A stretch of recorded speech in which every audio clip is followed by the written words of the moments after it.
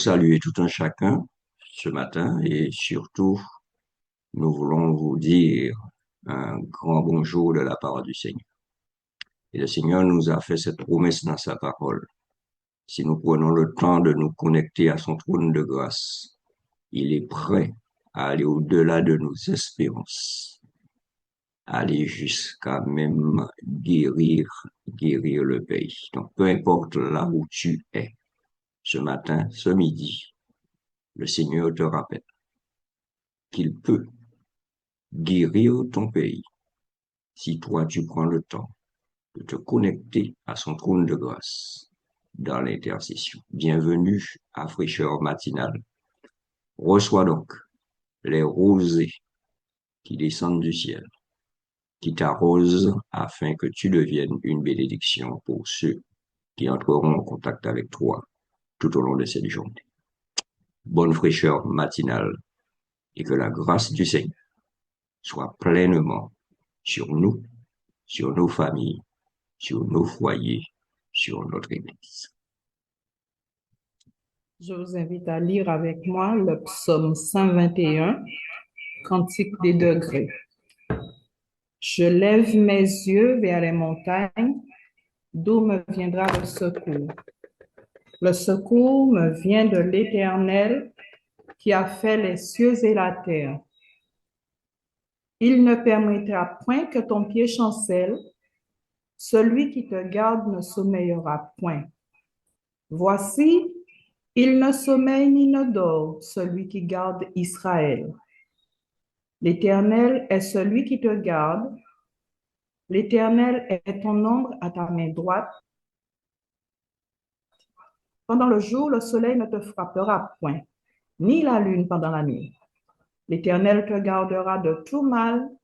Il gardera ton âme. L'Éternel gardera ton départ et ton arrivée dès maintenant et à jamais.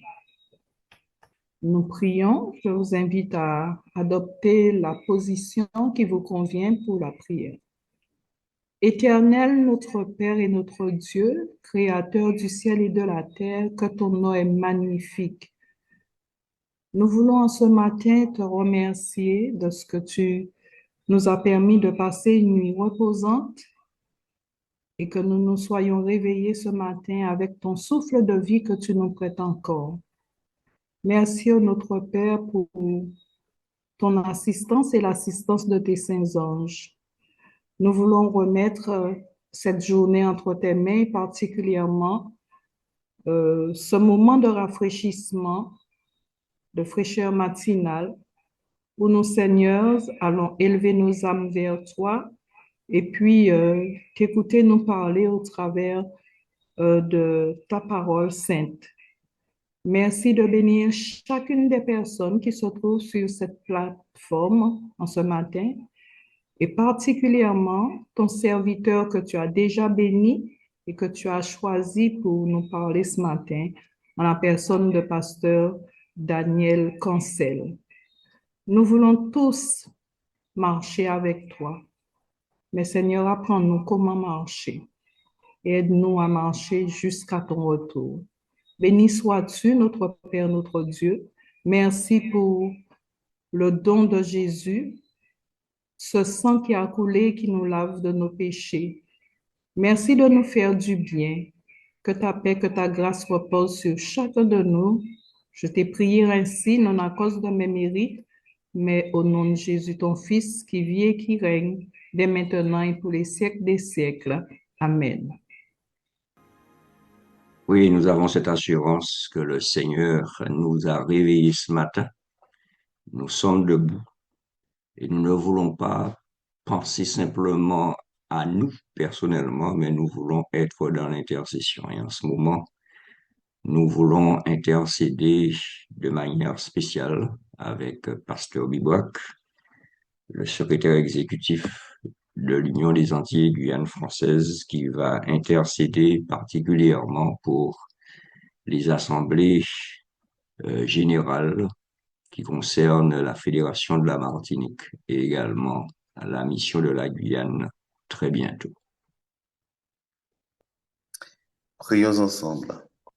Éternel notre Dieu, nous voulons te remercier infiniment pour ton amour et ta grandeur.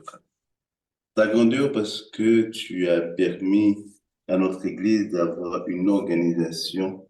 Et de cette organisation, nous avons la possibilité de vraiment nous consacrer à la mission.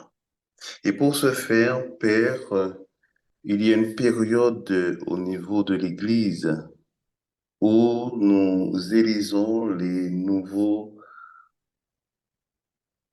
administrateurs ou encore responsables de départements dans différents champs de notre territoire, et particulièrement la Martinique et la Guyane française.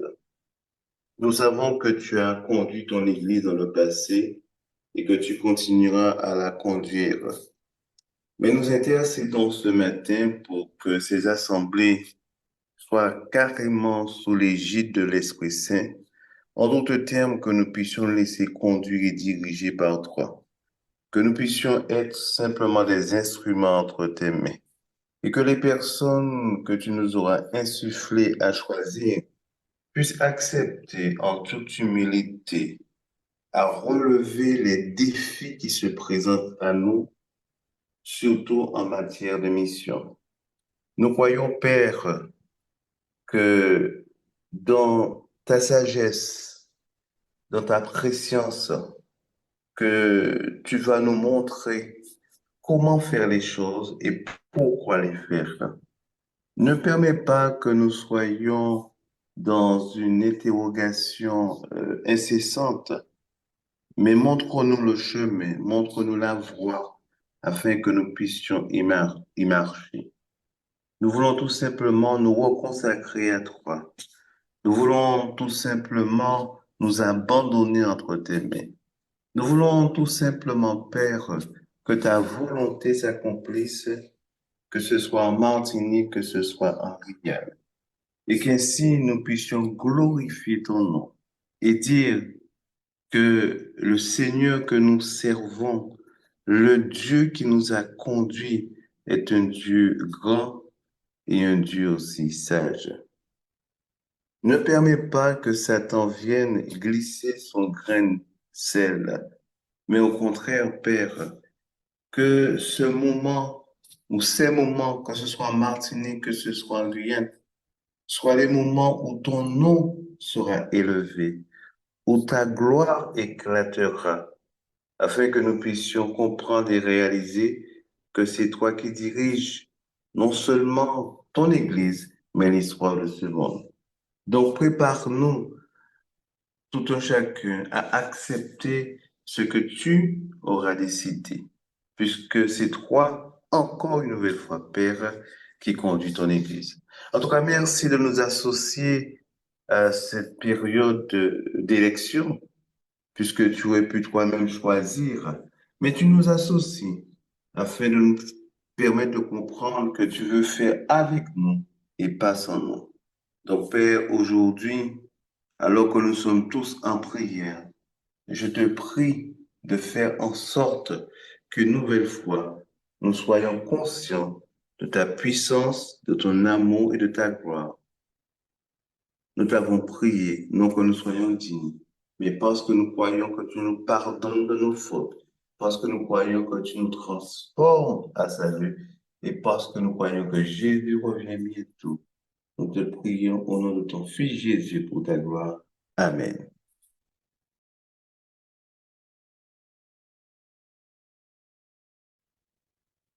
Nous sommes en route et nous espérons que très bientôt, nous serons à la maison. Mais en attendant cette destination merveilleuse de la Nouvelle Jérusalem, de la Nouvelle Terre, et nous sommes en chemin et nous voulons poursuivre le chemin ensemble par la grâce de Dieu.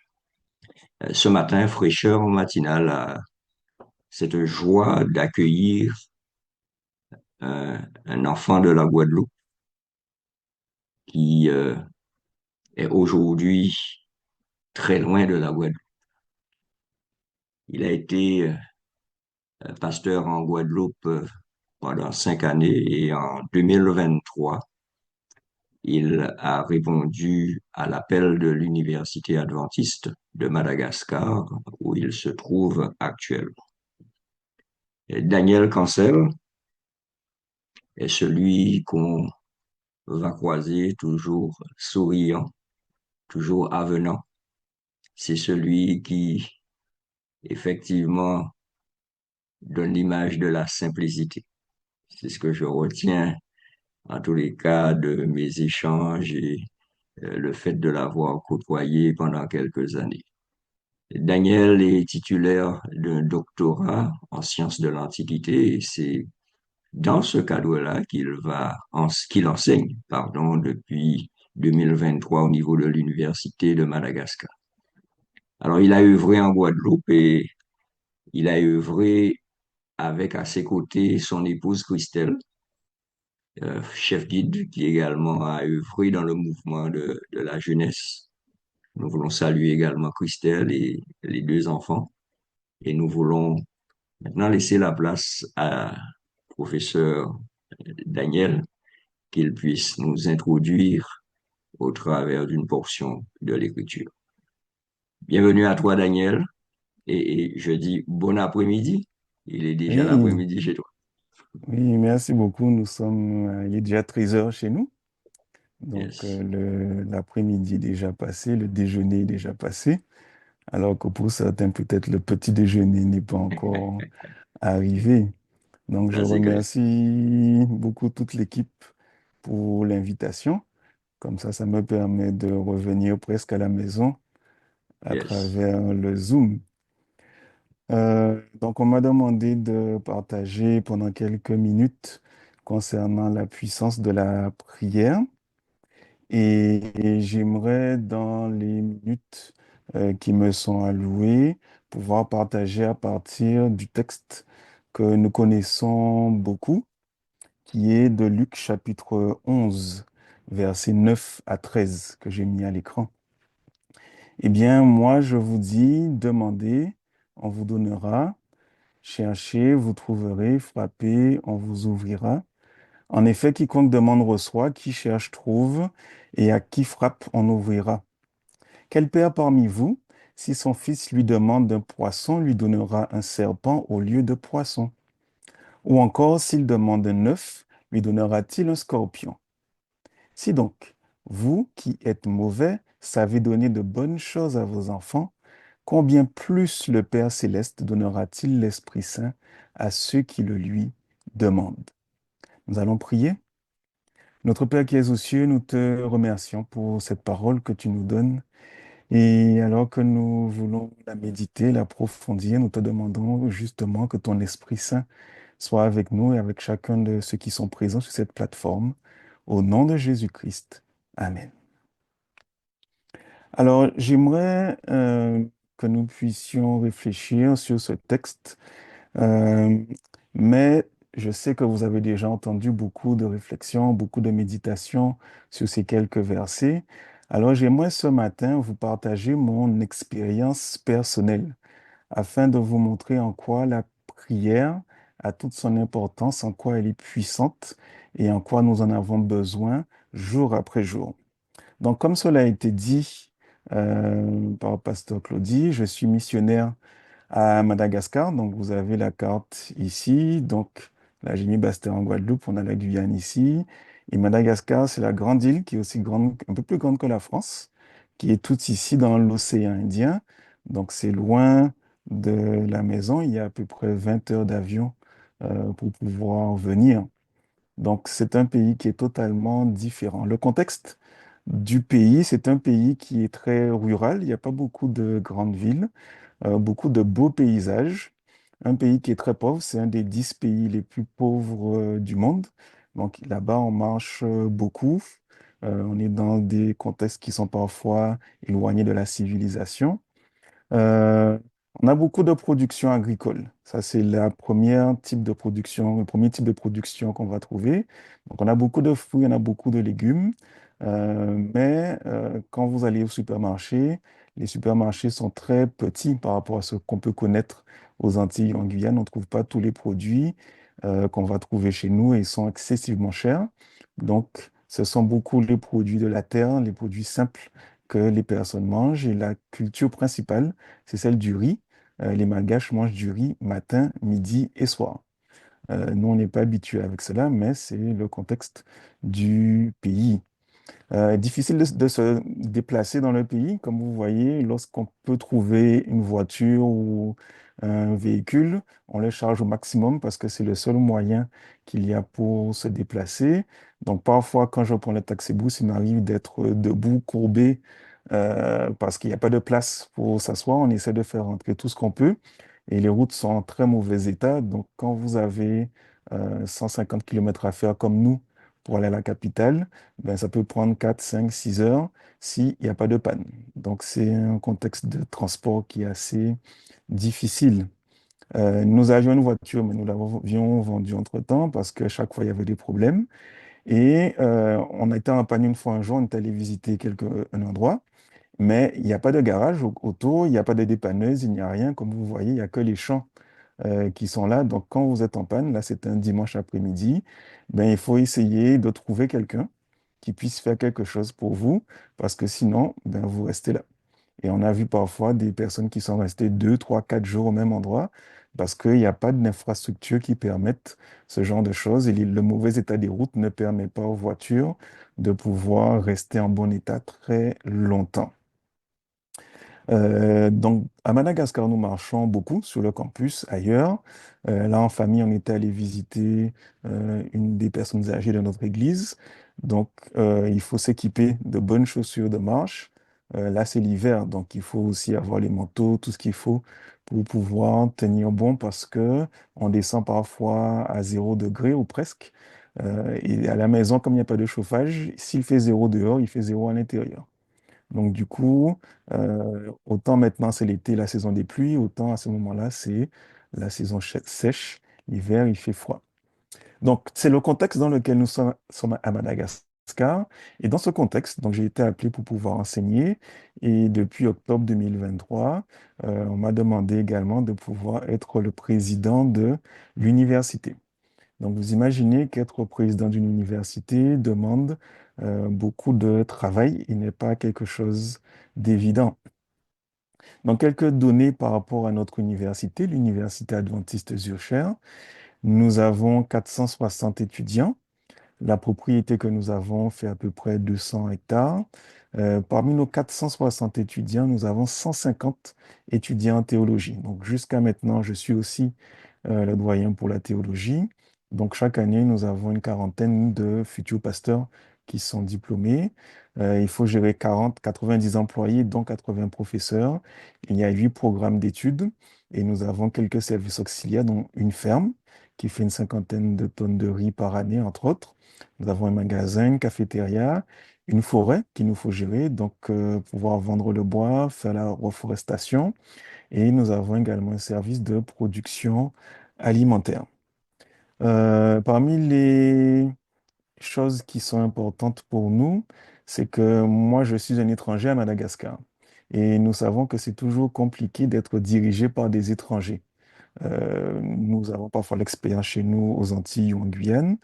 Et j'ai fait le constat aussi que nous avons beaucoup d'employés qui ne comprennent pas la nécessité d'un engagement spirituel ou parfois qui ne veulent pas s'engager pour être de bons professionnels ou ne s'intéressent pas du tout à la mission que notre université a.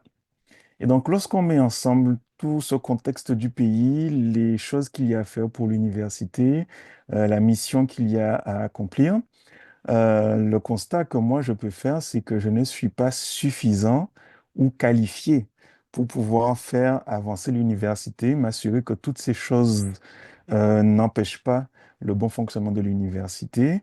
Et donc, devant mon insuffisance ou mon manque de qualification, ben, la prière est indispensable. Euh, Quand vous regardez cette photo, nous avons fait un reboisement l'an dernier. La jeune fille qui est ici n'est pas simplement une jeune fille. Elle a, je crois, 25 ans maintenant, mais elle est déjà veuve avec une fille de 3 ans. Son mari est décédé il y a 2 ans et donc elle a repris ses études chez nous pour essayer de trouver quelque chose. L'étudiant qui est ici, étudiant en théologie, au mois d'août dernier, il est parti dans un coin reculé faire une campagne d'évangélisation. Et pendant la campagne, il est tombé malade dans le coma pendant 2 jours et après, il est décédé. Donc, nous avons plein de petites choses comme ça qui sont là et qui font que la vie n'est pas toujours évidente, qui font que nous pouvons nous sentir impuissants par rapport à tous ces défis que nous rencontrons. Et comme je l'ai dit tout à l'heure, la prière est quelque chose qui est indispensable. Donc, dans mon fonctionnement en tant que euh, missionnaire, j'expérimente la puissance de la prière. Il y a quelques mois, nous avons eu un souci parce que nous manquons de logement à l'université et nous avions une famille qu'il fallait pouvoir loger et nous sommes restés pendant plusieurs mois à chercher des solutions, des réunions, plusieurs comités et nous ne trouvions pas de solution. On discutait avec plusieurs personnes, on voyait qu'est-ce qu'il fallait faire. Et un matin, j'ai prié et j'ai demandé au Seigneur, Seigneur, il faut que tu me donnes une solution aujourd'hui. Que ça fait déjà très longtemps qu'on a besoin de cette solution-là et on ne la trouve pas. Et le Seigneur m'a indiqué 2 personnes à qui parler. Et donc le matin, après la méditation, donc on se prépare, on fait le culte entre employés à 7h30. Et à 8h, je reçois la première personne dans mon bureau. Et donc je lui explique la situation, je lui demande si c'est possible qu'elle puisse changer de maison, etc. Elle me dit OK. Deuxième personne, même chose tout de suite après, et elle accepte. Et en 15 minutes, mon problème était résolu. On a fait le comité l'après-midi. Et ce qui avait pris 3 mois, ben, par la prière, en quelques minutes, une journée, on a eu la solution à ce problème. En tant qu'université, nous avons aussi un lycée qui a depuis l'école maternelle jusqu'au lycée et jusqu'à la terminale, mais nous ne sommes pas censés, d'après les règlements de l'Église adventiste, avoir la gestion du lycée. Ça fait plusieurs années qu'on essaie de voir comment faire la séparation des deux. Et là encore, nous avons prié, nous avons demandé à Dieu de nous montrer comment faire les choses, qu'est-ce qu'il fallait mettre en place. Et ça fait déjà presque 10 ans que le problème est là. Et entre juin et juillet de l'année dernière, en un mois, nous avons trouvé la façon de faire. On a fait les différents comités, on a pris les différents votes, on a mis en place le système et la séparation a été faite. Nous avons encore quelques contrats qu'il faut faire passer sur le lycée, mais grâce à la prière, un problème qui durait depuis 10 ans a pu être réglé en un mois. Autre chose que nous avons expérimenté, c'était quelques jours après notre élection à l'administration. Nous avons eu des bâtiments où nous hébergeons des lycéens, des jeunes étudiants, les garçons, qui a complètement brûlé.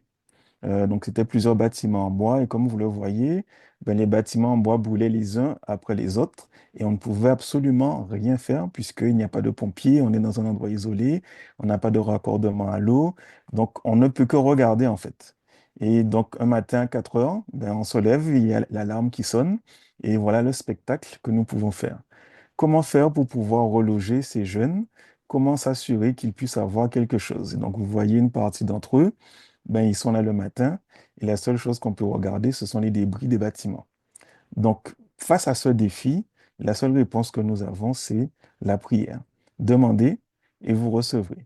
Cherchez et vous trouverez. Frappez et on vous ouvrira. Donc, nous avons réfléchi ensemble et le plan que nous avons mis, c'est de faire un appel aux dons pour pouvoir construire un nouveau dortoir sur 3 niveaux. Ça, c'était fin 2023. Et comme vous voyez sur l'écran, le total qu'il nous faut pour construire le bâtiment, c'est 275 000 euros. Donc ça paraît peu par rapport à ce que nous connaissons chez nous. C'est peut-être le prix d'une maison, mais nous ici, nous pouvons faire un dortoir de 3 étages. Donc nous avons voté et nous avons dit que nous n'avons pas l'argent pour pouvoir construire cela. Alors nous faisons appel aux dons. Ça, c'était en décembre 2023. L'année 2024 arrive, nous prions, nous faisons des appels, rien n'arrive. Et puis, ce que nous faisons, c'est que nous continuons à prier. Et Dieu nous a permis d'avoir assez d'argent pour commencer les travaux. Donc, après une année de prière, nous avons commencé il y a 3 semaines la construction. mais nous n'avons que 10% de ce qui nous est nécessaire pour construire. Alors, qu'est-ce que nous faisons? Nous continuons à prier pour demander à Dieu qu'il puisse nous envoyer l'argent nécessaire afin que nous puissions construire ce dortoir.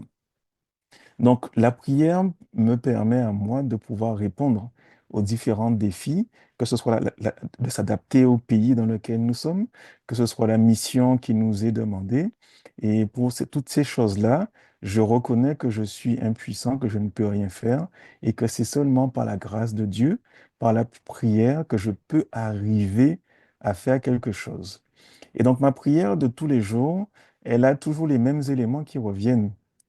Je demande à Dieu d'être un bon président d'université, afin que mon université puisse bien avancer. Je demande à Dieu d'être un mari aimant, un bon père de famille. Je demande à Dieu qu'il me donne son Saint-Esprit, afin que je sache comment faire les choses. Et je lui demande aussi la patience, parce que je ne suis pas forcément patient de base, mais en étant responsable, il faut que je sois patient avec tous les employés, même ceux qui sont très embêtants, même ceux qui sont un peu difficiles à gérer, même ceux qui n'ont pas envie de travailler, mais que Dieu me donne la patience pour pouvoir faire avancer tout cela. Et donc chaque jour, je vois dans ma vie, je vois dans ce que nous vivons à l'université, je vois dans notre mission dans ce pays qui n'est pas toujours évident, que Dieu nous accompagne, que Dieu nous soutient et qu'il y répond parce que nous avons demandé. En terminant, j'aimerais vous lancer et nous lancer un avertissement. Puisque je vous ai parlé de ce que moi je vis, je vous ai présenté rapidement quelques-uns des défis que je rencontre. Et lorsque nous avons ces défis, c'est facile pour nous de prier puisque nous voyons les difficultés. Et donc tout naturellement, nous demandons à Dieu de faire ce que nous ne pouvons pas faire. Nous allons auprès de lui pour lui dire, Seigneur, j'ai besoin de toi. Et quand nous sommes en difficulté, nous prions. Le souci qui vient, c'est que lorsque les difficultés disparaissent, lorsque les choses deviennent de plus en plus normales, quand on n'a plus de soucis, nous avons une tendance à prier de moins en moins, puisque maintenant nos besoins sont comblés, donc notre sentiment de besoin de Dieu risque peut-être de disparaître. Et l'avertissement que nous avons, c'est non pas simplement de prier quand nous avons des défis devant nous, quand nous avons des difficultés, mais de le faire en toutes circonstances. Voilà ce qu'Ellen White nous écrit par rapport au fait de prier en toutes circonstances.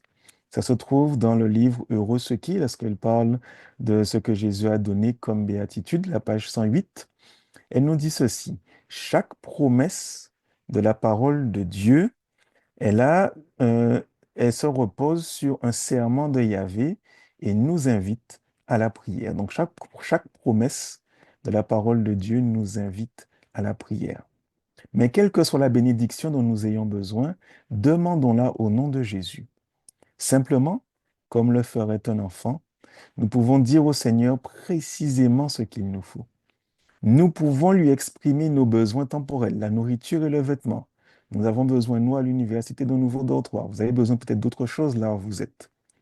Donc, nous pouvons lui exprimer nos besoins temporels, mais aussi bien que nos besoins spirituels. Donc, peut-être que nous n'avons pas besoin de nourriture ou de vêtements, que notre armoire est remplie, notre réfrigérateur est rempli, mais nous avons besoin du pain de vie et du vêtement de la justice du Christ. Et ça, tous les jours, il nous faut faire cette demande. Notre Père céleste, sachant que tout cela nous est nécessaire, nous invite à nous adresser à lui au nom de Jésus. Car pour honorer ce nom, il puisera dans son infinie richesse et nous donnera tout ce qui nous est utile. En conclusion, donc, expérimentons la puissance de la prière pour toutes choses et sans cesse, et pas seulement face aux défis. Que le Seigneur nous aide donc à pouvoir être des personnes qui prient toutes choses et en toutes circonstances. Amen. Amen. Nous voulons vraiment te remercier, Daniel, mais il y a quelque chose qui me pousse à te poser une question. Oui, Comment nous pouvons faire pour contribuer à l'amélioration des choses à votre niveau, au niveau de cette université. Si quelqu'un sur la plateforme ou quelqu'un d'autre souhaiterait, tu vas faire un don pour apporter, parce que c'est un témoignage poignant que tu nous as donné au travers de cette méditation, comment pouvons-nous faire? Alors, le moyen le plus simple, ceux qui veulent, ils peuvent soit contacter l'Union ou me contacter. Nous avons un compte bancaire pour ceux qui veulent faire des virements à l'international. C'est le moyen le plus simple, ou sinon passer par les canaux de l'Église, avec ce qu'on appelle les mémos crédits pour envoyer l'argent au fur et à mesure. Donc, c'est soit l'un, soit l'autre, qui peut permettre de pouvoir faire cela. Très bien. Donc, au niveau de l'union, nous pouvons mettre en place avec le trésorier une organisation Oui, ça peut être pour pouvoir envoyé, ça collecter passe par les la dons. conférence générale, etc. Yes, yes. D'accord. En tous les cas, tu es vraiment un missionnaire, mon cher. Ça, et nous voulons véritablement te garder, toi, Christelle et les enfants, dans nos prières, dans tes responsabilités, qui sont lourdes. Et nous voulons également ne pas simplement parler, mais nous voulons aussi agir et nous allons faire en sorte de pouvoir agir pour pouvoir aider parce que cela est vraiment de la mission. En tout cas, merci beaucoup euh, pour cette méditation témoignage ce matin. Et bien sûr, tu restes avec nous jusqu'à la prière finale que tu auras l'occasion de prononcer. OK.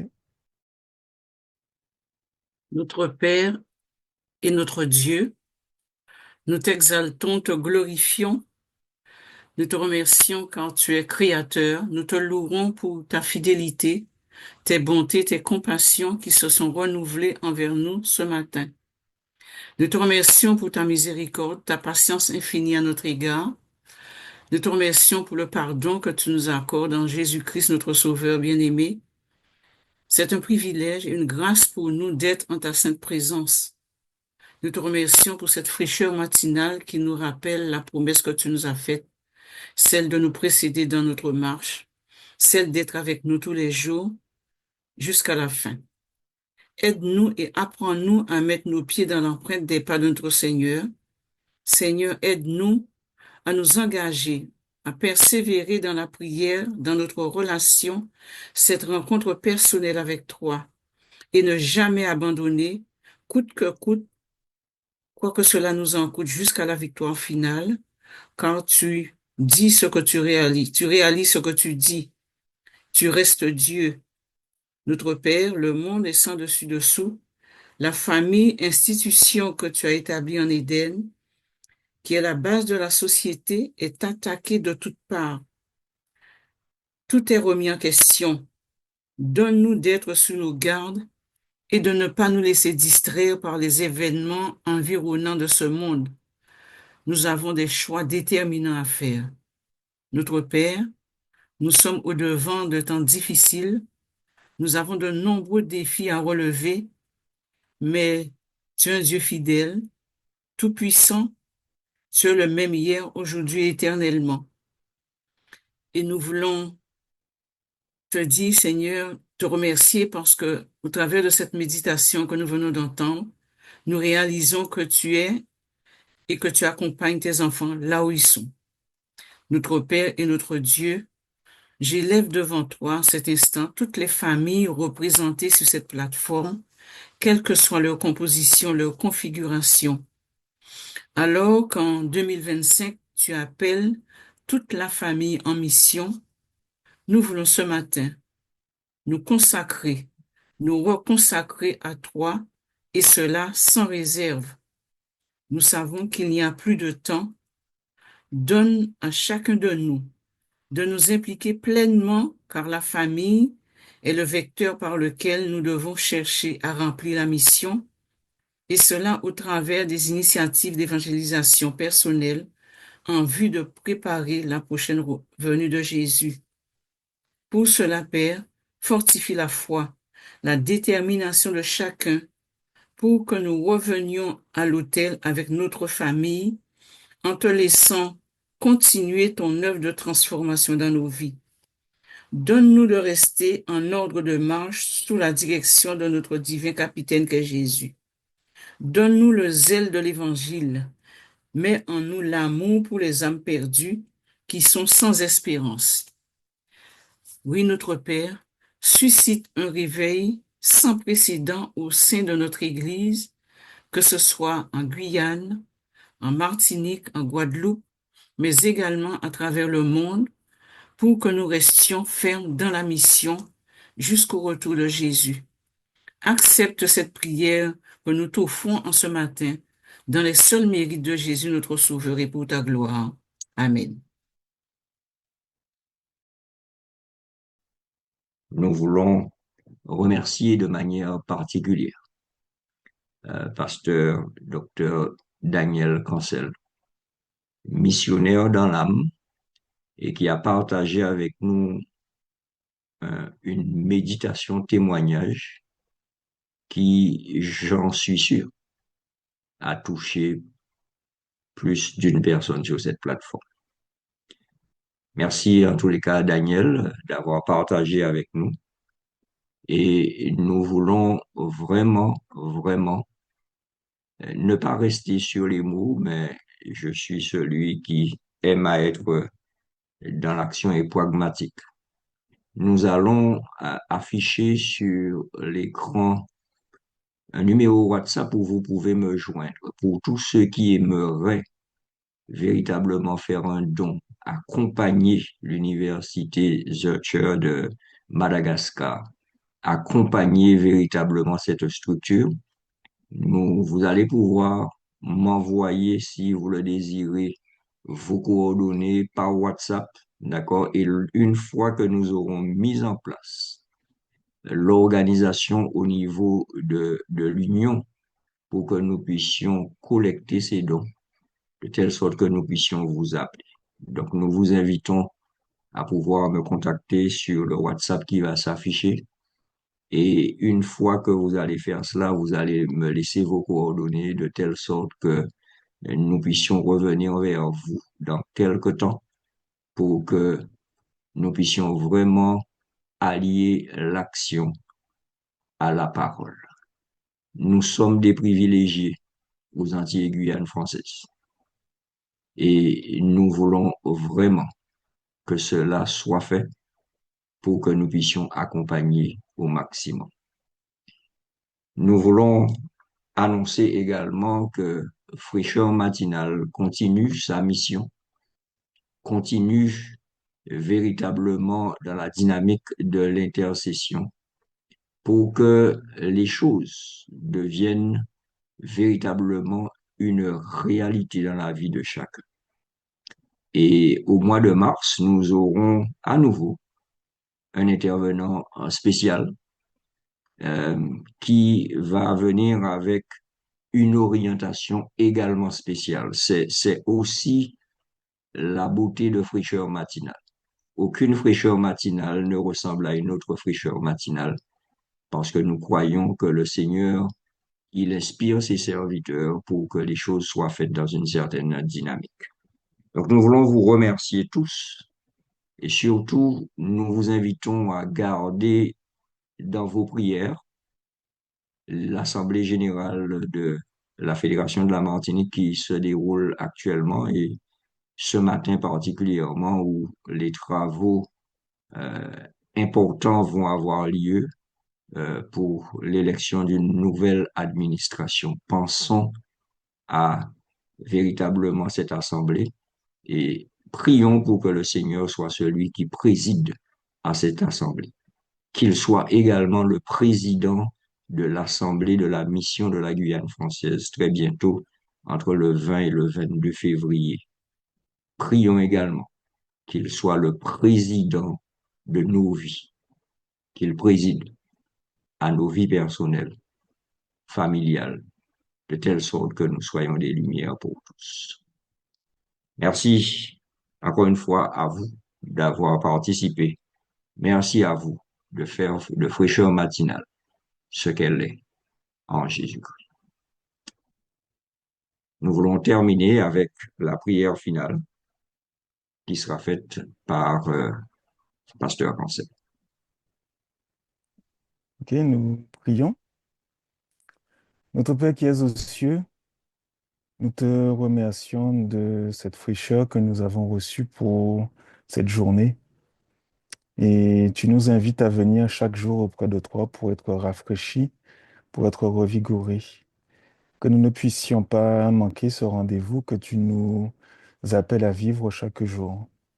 Et qu'ainsi, comme Jésus-Christ, nous ayons les forces nécessaires pour les journées qui sont devant nous, pour les défis que nous avons affrontés, et que nous puissions marcher avec toi jour après jour dans ta volonté. Je te prie de bénir chacune des personnes qui sont présentes ici, que tu bénisses également, comme nous l'avons déjà demandé, les assemblées qui ont lieu maintenant en Martinique et qui auront lieu bientôt en Guyane, afin que ce soit ta volonté seule, qui se passe dans ces assemblées, dans nos vies également, et que lorsque Jésus reviendra, nous soyons de ceux qui monteront sur les nuées des cieux pour passer l'éternité en ta présence. C'est ma prière au nom de Jésus-Christ. Amen. Amen. Amen.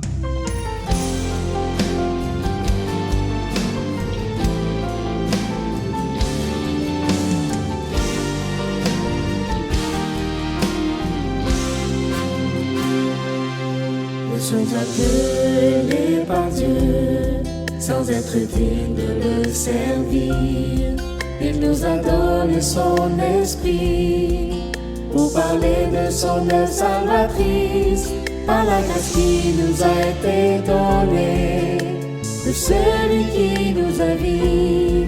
Nous sommes pasteurs de son Église, nous sommes pasteurs de son troupeau. Ayant reçu l'onction du Saint-Esprit et consacré par notre Dieu, nous sommes l'argile entre ses mains, qui révèle la grandeur du Maître. Nous sommes au service de son Église, qui nous rend aptes à le servir. Nous sommes appelés à le suivre et marcher dans les pas de Dieu.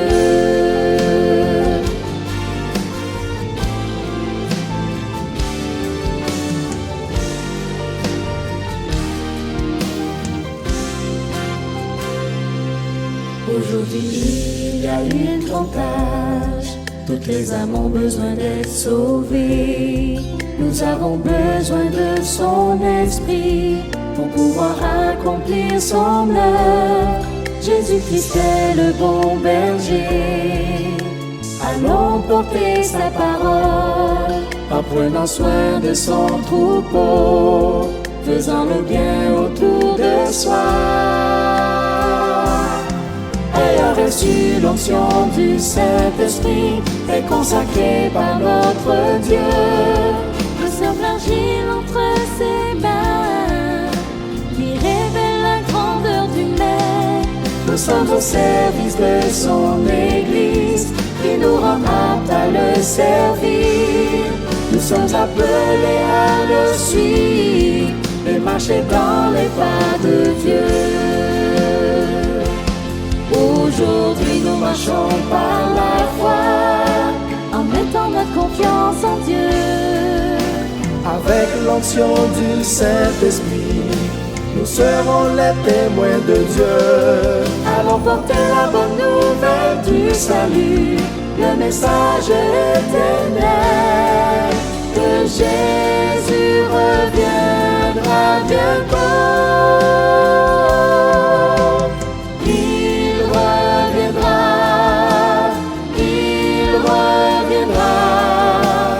Jésus reviendra bientôt.